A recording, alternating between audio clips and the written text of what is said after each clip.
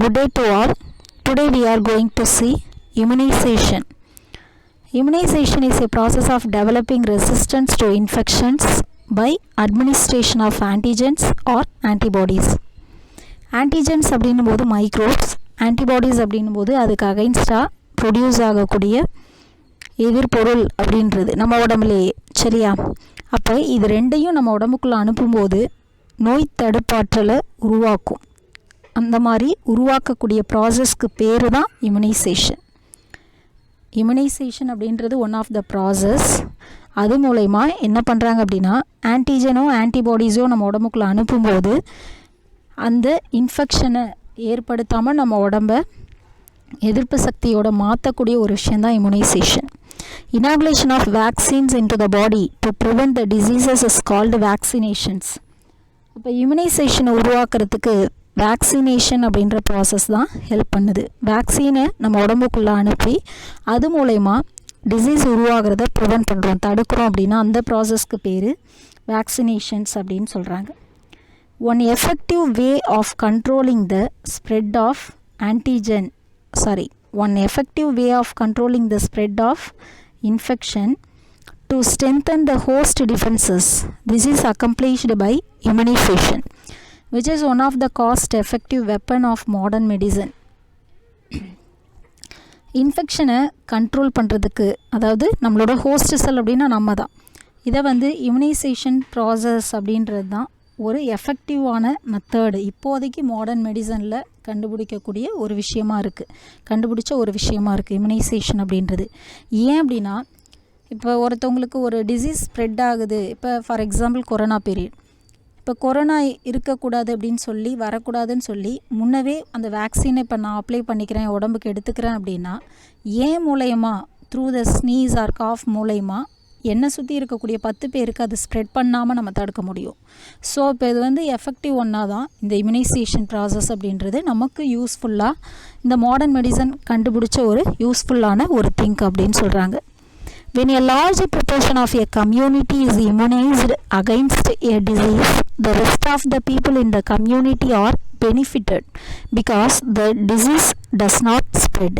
என்ன சொல்கிறாங்க அப்படின்னா, இந்த இம்யூனைசேஷன் ப்ராசஸால் ஸ்ப்ரெட் ஆகாமல் தடுக்க முடியும். ஒரு டிசீஸை ஸ்ப்ரெட் ஆகாமல் தடுக்கலாம், அதிகமாகாமல் கண்ட்ரோல் பண்ணுறதுக்கு இந்த மெத்தட் யூஸ் ஆகுது. அதாவது டிசீஸ் வர்றதுக்கு முன்னாடியே அதுக்குண்டான மெடிசனை நம்ம எடுத்துக்கிறது, சிம்பிளாக சொல்லணும்னா. சரியா?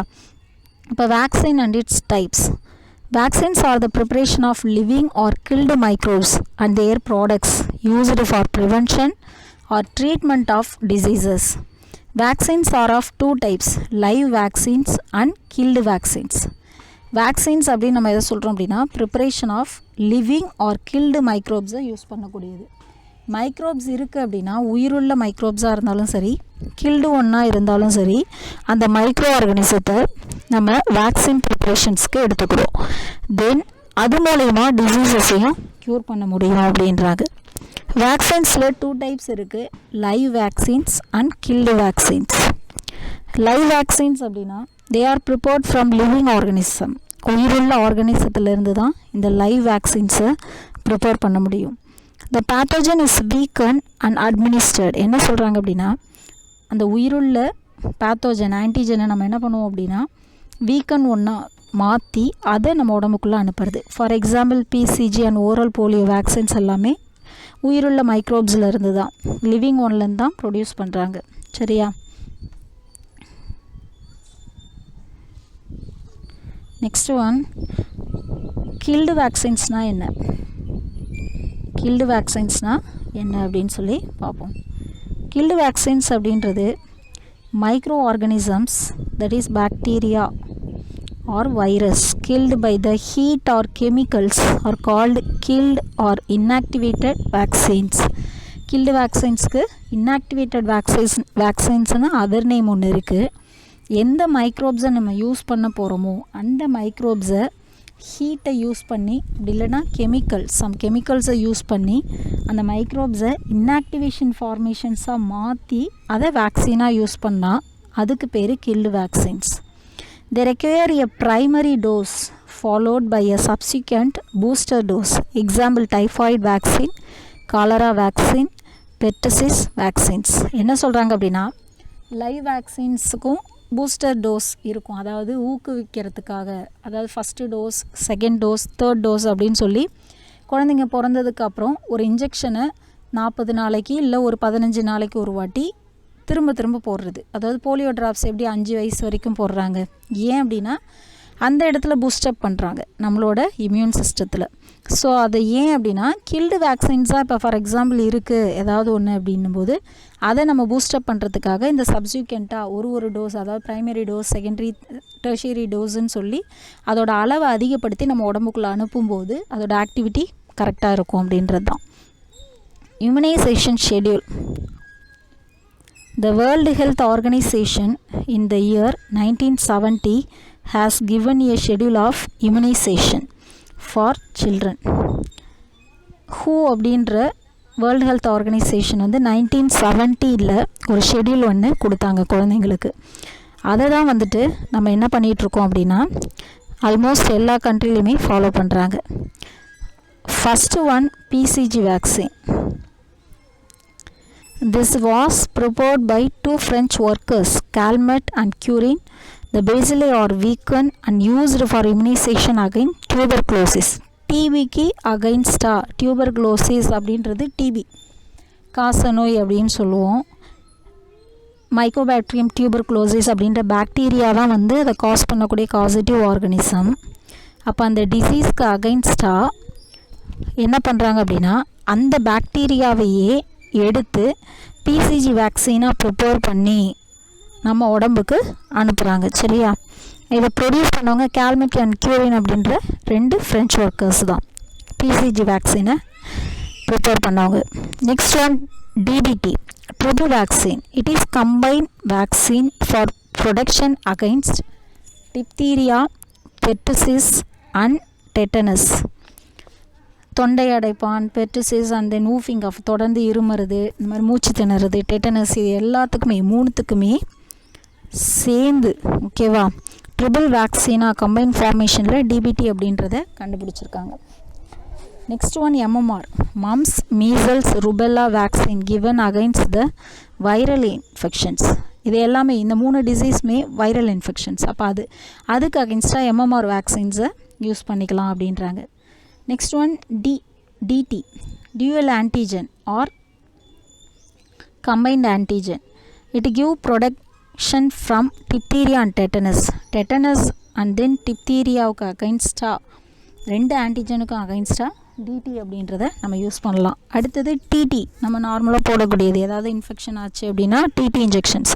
டெட்டனஸ் டாக்சைடு அப்படின்னு சொல்லுவாங்க. அது டாக்ஸின் ஆஃப் டெட்டனஸ் பாக்டீரியா, அதாவது அந்த டெட்டனஸ் பாக்டீரியாவிலேருந்து எடுத்த டாக்ஸின்ஸை தான் நம்ம உடம்புக்குள்ளே வேக்சினாக அனுப்புவோம். சரியா? அடுத்தது நெக்ஸ்ட் லெசன் பார்க்க போகிறோம் economic biology.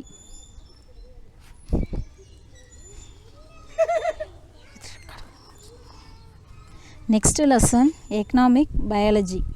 The first one, the gift of nature is almost unlimited and as a variety of useful products are obtained from plants. Economic uses of plants are varied and therefore the scope for improvement and their cultivation is immense. Floriculture and horticulture have gained considerable public attraction. In recent scenario, more emphasis is given to the progress of economic aspects of zoology like aquaculture, vermiculture, apiculture and dairy farming, which are gaining more importance as animal-based farming due to their economic and commercial values. Animal farming has now become agro-based and is beneficial to rural farmers. Okay, economic biology அப்படின்னும்போது இந்த லெசனில் என்ன பார்க்க போகிறோம் அப்படின்னா இயற்கையாக இருக்கக்கூடியதை பயன்படுத்தி எப்படி நம்மளோட பொருளாதாரத்தை அதிகப்படுத்துறது அப்படின்றது தான் இந்த லெசனில் பார்க்க போகிறது.